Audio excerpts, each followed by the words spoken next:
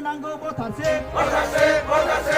नङाबा जों गोजोना भटारशिप नङाबा जों गोजोना भटारशिप नङाबा जों जिराया भटारशिप नो रेस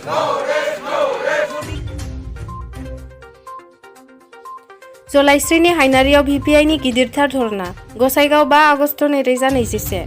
दिनै क'क्राझार जिल्लानि सिङाव थानाय गुबुन गुबुन जायगायाव भिपिआइनि धरना हाबाफारि लानाय जादों। बेखौनो नोजोर बोनानै दिनै जलाइस्रिनि हायनारियावबो मोनसे गिदिरथार धरना हाबाफारि लानाय जादों। बे हाबायाव क'क्राझार जिल्ला भिपिआइनि आफादगिरि उमेश ब्रह्म आरो नेहाथारि नबकुमार ब्रह्म आरो कसुगाव ब्लक दोलोनि आफादगिरि नेहाथारिजों लोगोसे भिपिआइ दोलोनि गोबां दैदेनगिरिफोर आरो मावथिफोराबो बाहागो लाफैयो। लोगोसे बे हाबाफारियाव बाहागो लानानै जिल्लानि आफादगिरि बिथाङा खौरांगिरिफोरनि सिगाङाव बेबादि बुंथियो दि आसाम रायजो भिपिआइ दोलोनि बिथोन बादियै क'क्राझार जिल्लानि मोनब्रै ब्लकआव धरना हाबाफारि लानाय जादों आरो बे हाबाफारिनि गेजेरजों गाहाय मन्त्रि नरेन्द्र मदि बिथां लोगोसे आसामनि गिबि मन्त्रि डक्टर हिमन्त बिश्व शर्मा बिथांनोबो गांसे गोसोखां बिलाइ इमेल आरो लाइजामख'नि गेजेरजों गथायहरगोन होननानै फोरमायो आरो भिपिआइनि दाबिखौ गनायागौमानि सोमावसारबाय थागोन होननानैबो फोरमायबावदों। लोगोसे साफ्रोमबो भटार्सफोरनो दानसेयाव खमैबो 8,000 रां होथारनांगौ होननानै दाबि खालामबावदों। जोङो बेखौ पुनराय जोङो बोसोरै बे कार्यसूचिखौ पालन खालामलांगोन जेसेबां जोङो भटार्स पार्टी इन्टारनेशनेल भटारशिपखौ मोना। जोङो क'क्राझार जिल्लायाव जोंहा 6 बा 6 माबा दंमोन जोंहा ब्लक दंमोन बेनि गेजेराव जोङो थिथागुरि दतमा आरो कसुगाव ब्लक दा कसुगाव ब्लकखौ जोङो साक्सेस खालामनायनि उनाव जोङो थांबावगोन गसाइगाव ब्लक जों आरो क'क्राझार जिल्ला एक्सट्रा जोङो मोनसे बेबादि जोङो कार्यसूचि पालन खालामदों। बेवहाय साबजेक्टआ मेइन साबजेक्टआ जोंहा दङ बेवहाय जोंहा भटारशिपखौ मोनथारनांगौ भटारशिपखौ होथारनांगौ बे दाबिया जाबाय थागोन आरो द्वितीय जोंहा नैबे COVID-19नि जोंहा जे क्षतिपुरन बे क्षतिपुरनखौ होनांगौ सरकारा आरो जोंहा जे बाना दैबाना जायो आसामाव आरो खुरखानाय समस्या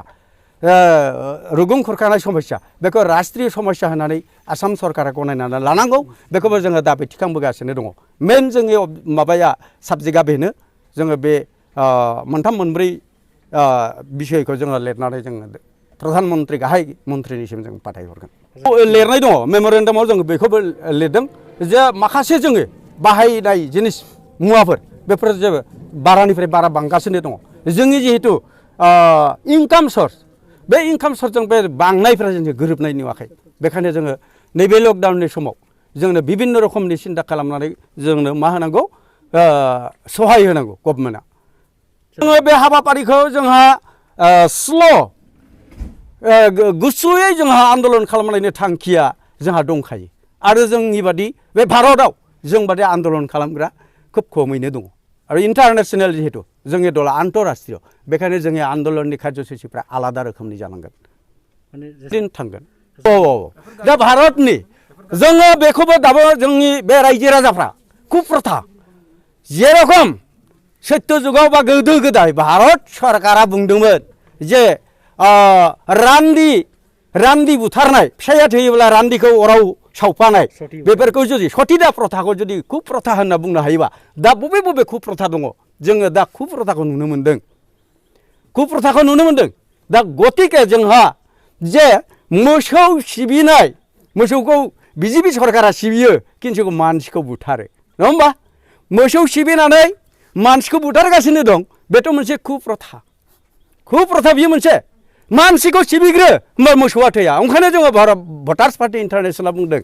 जे प्राकृतिक अत्याचार হৈ আছে ভাৰতত কেৱল ভাৰতত নহয় অল वर्ल्ड বিশ্বত আমাৰ প্ৰাকৃতিক মিथिंगा नाख्रेब जादों दिनै रांनि अभाबाव रांनि